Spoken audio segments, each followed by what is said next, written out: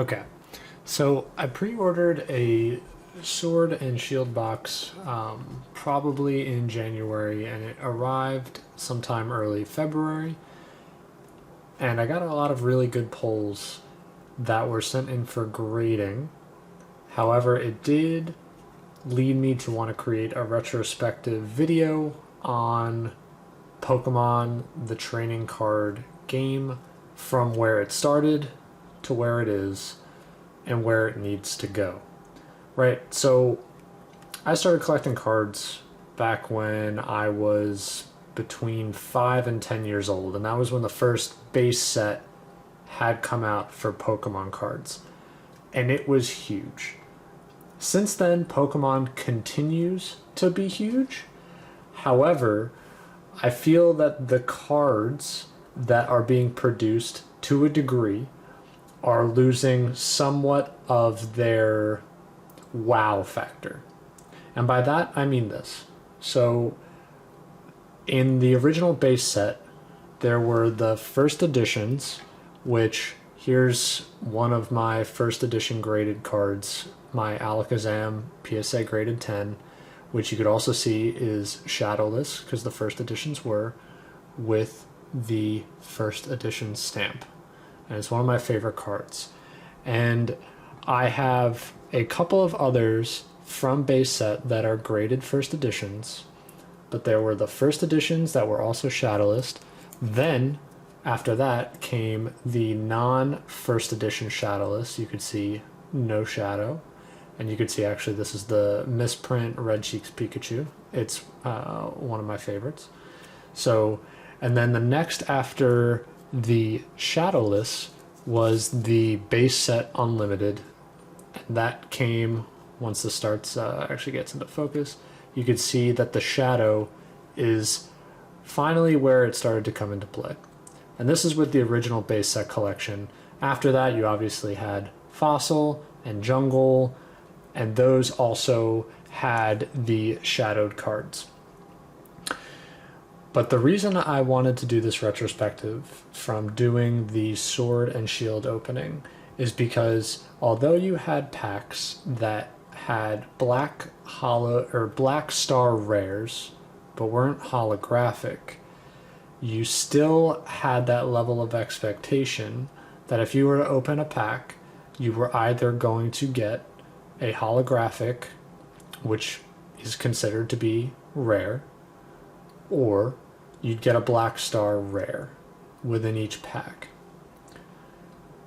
It kind of feels like when you pulled the holographic, because you, not that you didn't want just that black star rare, but you wanted the holographic so bad that it felt like it meant more once you pulled a holographic. The reason I bring that up is because after I believe Diamond and Pearl set is originally what introduced that. This next premise I'm about to bring up is reverse holographics that came out during the Diamond and Pearl set, which I believe came out base set in 2007. The original for the United States base set cards that came out between 95 and 98 were created by Wizards of the Coast. The shift from Wizards of the Coast for US cards eventually came, I believe it was 2007 to the Pokemon Company. So that's when the transition shifted from Wizards of the Coast. And when Diamond and Pearl came out, the reverse holographic was introduced. And the reason I bring that up is because now with Sword and Shield, and these are actually, you'll see, these are not Sword and Shield. These are Hidden Fates cards. You could tell by the bottom once this comes into focus. I'll just try to move it back a little bit. Maybe I can I move back? It's kind of hard to see because it's very tiny. So I'm actually not even going to try to focus it. So this is from Hidden Fates. This is from Sword and Shield, my Gengar, also reverse holo. But the reason I wanted to show you the reverse holo was because this is a Charmeleon uncommon card, and the Charmeleon essentially can be reverse holo, as you can see in my left hand, or just regular non-reverse holo. And the reason that I bring this up is because you will receive a reverse holo. It doesn't have to be a Black Star rare in every Sword and Shield pack. So that means that not only will you receive a Black Star rare, but you'll receive a reverse holo. And it takes, in my opinion, the wow factor away from the, I'll call them mainstream holographics, because now you're going to expect a holo, even if it's reverse, in every single pack. And the problem I've discussed with other collectors is a few things. First, I haven't found, at least from my community of people that I speak with around collecting, that people are too excited about the reverse holographics. They are not that highly valuable in terms of collecting. Even the ones that are Black Star rares, like the Gengar that you see here. The second thing is, now that the whole card is holo except for the image of the Pokemon, the card is a lot more prone to scratches if you are not careful with them and putting them in a protector or a protective case, which, if you did want to have them valued or conditioned or graded, makes them a lot harder to grade as 10s because they're more easily damageable. Right? So that was one of the big things I wanted to bring up from Sword and Shield. I had gotten a lot of good pulls, which I will be showing in a video probably in March or April. One of them I sent in as Express to PSA, the other I sent in as a bulk lot, so probably closer to April for all cards included.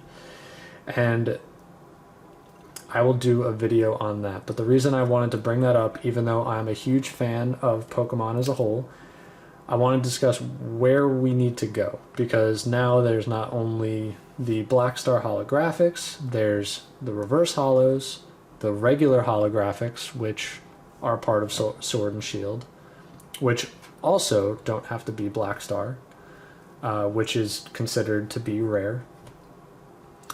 You also have full art holographics, where I have a Snorlax VMAX, which is a full art holographic, and essentially it's beautiful. It's the entirety of the card. You have, now with Sword and Shield, you have not only V cards, you have VMAX cards. There's just, and this is definitely going to sound like a gripe because it is, there's so much variance that it's difficult to not grasp, but understand the true value of what you're trying to pull as a collector, or as someone who just loves the game, or as someone who loves the artwork. So I think the Pokemon Company would do well to kind of simplify their formula, is the best way to put it. And by that I mean not going all the way back and similar to base set, just going back to the original formula, which I myself prefer, but not trying to also be less innovative, but essentially with that innovation of nuances that they introduce to the trading card game, that they essentially do it at a less quick pace. And by that, maybe say for Sword and Shield, the reverse holos get removed, which would, in my opinion, I think be the best thing for all Pokemon sets, because this is a Sword and Shield base set. But instead of there being ultra rare V cards and ultra rare V Max cards, maybe just have there be V cards, because this is where I think it says it on the back, yeah, meet new Pokemon V, and that's fine. So there's a lot of variance with these sets. Not only are they adding new Pokemon, which is good, but they're adding Like, for instance, there's a Galarian Ninetales, which I believe is Sword and Shield based, because I believe I haven't played the Nintendo Switch games yet, but I have played all the way up until Ultra Sun, Ultra Moon. But Galarian Pokemon is the new variant, so that's also another variation of Pokemon that you will see. So that, between all of the things that I brought up, that leaves at minimum 5 different types of variants with these sets.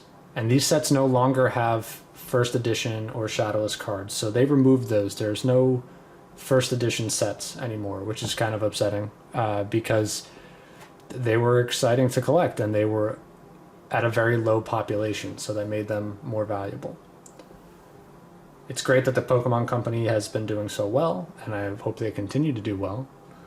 But I just would like them to, instead of creating bulk and quantity, look towards creating quality.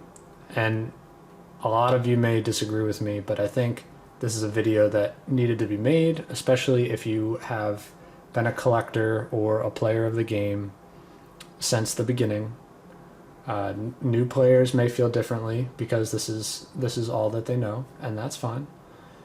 But this is just one collector's opinion, and I would love to hear what your thoughts are in the comments. I'm slowly trying to build my subscriber base without any type of advertisement, so it's going to be a slow grind. I plan on producing videos that are I'm going to produce at least one video a month because I don't have too much time, but this is a hobby of mine. And I'm hoping that we could slowly build and I could slowly understand what you like. I do these videos for Pokemon and Yu-Gi-Oh! Because that's the time I was collecting cards. So if there's anything that you would want to see, please let me know, and I will definitely be more than happy to try and incorporate that into the videos. So this is Simply Seppi signing off, and I hope you enjoyed the video.